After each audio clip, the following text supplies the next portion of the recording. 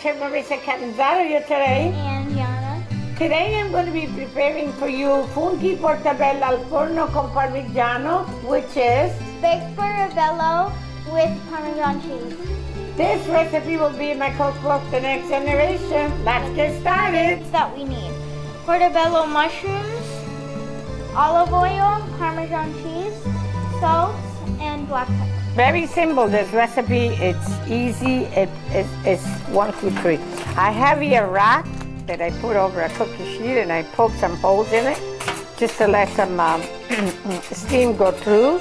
And what I'm going to do, I'm just going to put the olive oil, preheated my oven at 450, and I just place them in the oven for about 25 minutes. Final product. Thank you for watching. Stay tuned for my next recipe and bon appetit.